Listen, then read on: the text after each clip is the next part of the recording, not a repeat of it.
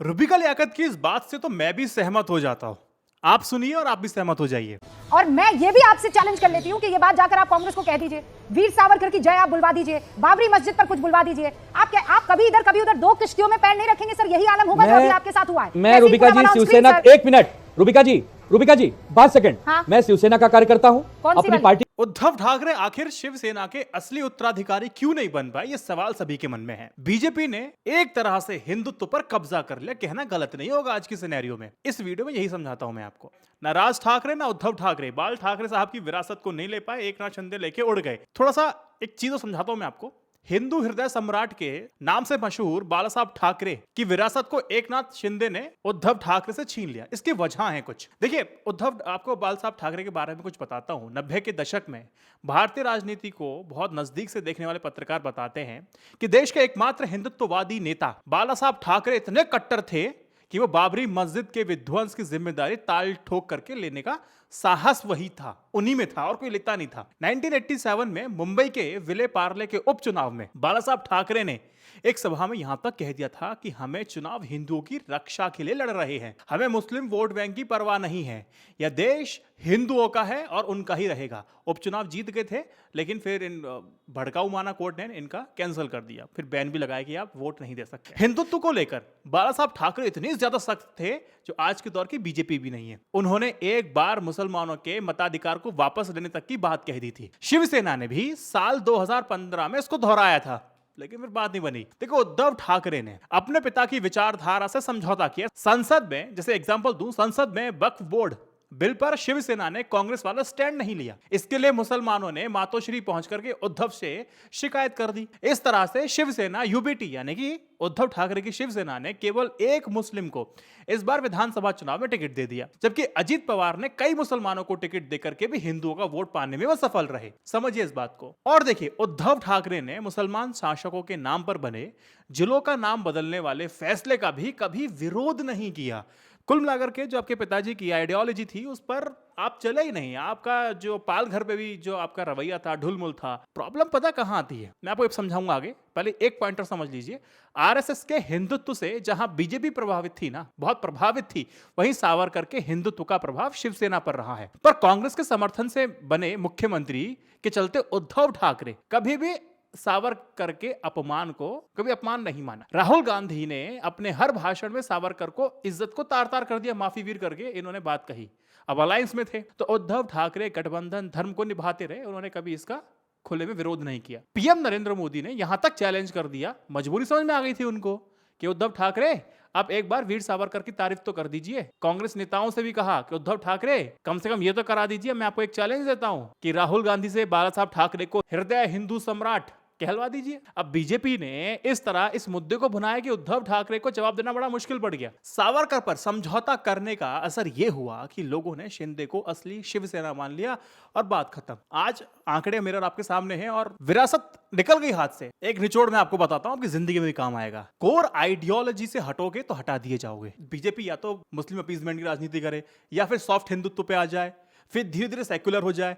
उसका जो core voter है ना, भाग जाएगा उसके यहां से, पार्टी वेंटिलेटर पे पहुंच जाएगी। यहीं पर है, इसी बेसिक चीज को समझना था। उद्धव ठाकरे, बाला साहब ठाकरे की जो आइडियोलॉजी थी उसको जस्टिफाई नहीं कर पाए, जिसका खामियाजा आज वो भुगत रहे हैं। आंकड़े ले लीजिए। उद्धव ठाकरे की शिवसेना ने इस बार 95 सीटों पर अपने उम्मीदवार को उतारा। 20 सीटें केवल वो जीत पाए। और उद्धव ठाकरे से बगावत करने वाले, बाला साहब ठाकरे की विरासत पे अपनी दावेदारी पेश करने वाले पुराने शिवसैनिक एकनाथ शिंदे 81 सीटों पे चुनाव लड़ते हैं, 57 सीटें वो जीत ले जाते हैं। राज ठाकरे, ये तो चाचा थे इनके, बाला साहब ठाकरे। राज ठाकरे बाला साहब के रहते हुए उन्होंने बगावत कर दी। बाला साहब ठाकरे बोलते भैया आप आ जाओ, आपके अंदर वो कैलिबर है, लेकिन वो बात नहीं बनी। बाला साहब के तेवर राज ठाकरे में दिखाई देते थे और इस बात को समर्थक भी कहते थे। लेकिन ठीक है, बाला साहब की छवि अगर किसी में दिखाई देती थी तो राज ठाकरे थी, इसमें कोई दोहराए वाली बात नहीं है। अपने चाचा के विरासत के असली दावेदार वही माने जा रहे थे, लेकिन वो बीच में बगावत करके चले गए। ठीक है। 2006 में राज ठाकरे ने महाराष्ट्र नवनिर्माण सेना का गठन कर दिया। 2009 में चुनाव लड़ते हैं, विधानसभा चुनाव। 13 सीटों पर उनकी पार्टी को जीत मिल जाती है, तो लोगों को लगा कि हाँ, बहुत बढ़िया तरीके से आगे चल रहे हैं। यही राज ठाकरे महाराष्ट्र की राजनीति में बाला साहब ठाकरे की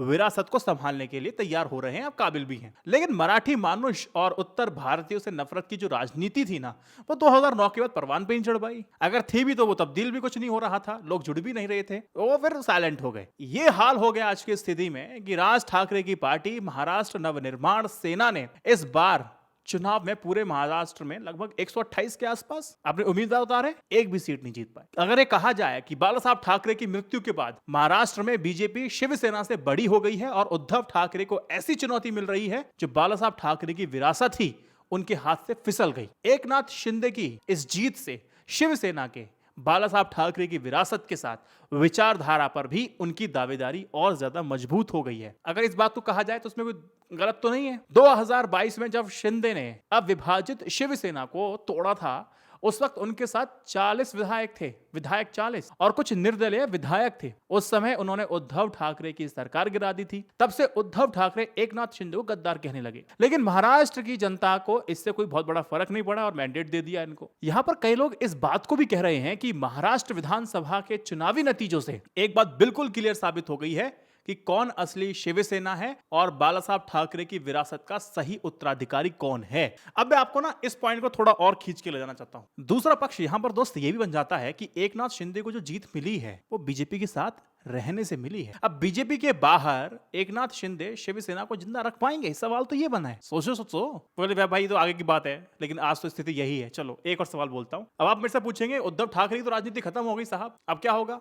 नहीं, उद्धव ठाकरे के पास एक मौका है बीएमसी का। बीएमसी का चुनाव बहुत बड़ा चुनाव होता है महाराष्ट्र। ये उद्धव ठाकरे के लिए एक मौका है ये साबित करने के लिए पिताजी की विरासत उन्हीं के पास रहने वाली है, उस पर दावेदारी उनको मजबूती से पेश करनी पड़ेगी।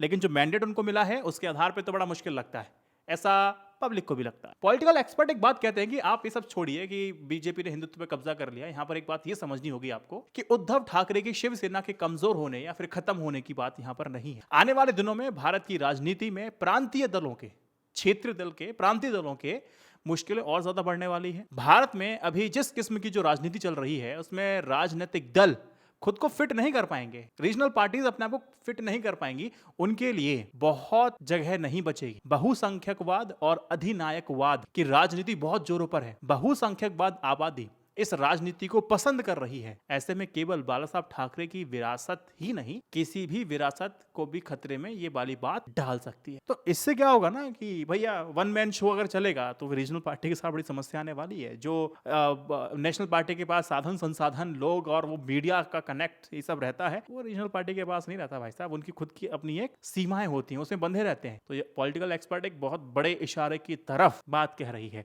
अब देखिए Modi ji, one nation one election, one nation one tax, one nation one party, क्या लगता है आपको? कमेंट सेक्शन में मुझे बताइए कि अब रीजनल पार्टीज का भी यही हाल होने वाला है। अलग अलग राज्यों में क्षेत्रीय पार्टियों का दबदबा अब कम होगा। इस वीडियो को 3 व्हाट्सएप ग्रुप पे शेयर कीजिए, उनके मत जानने दीजिए और अच्छा लगा कोई सुझाव तो कमेंट सेक्शन में बताइए। जय Hind, Vande Mataram, stay updated, stay educated, सत्यमेव जयते। नमस्कार।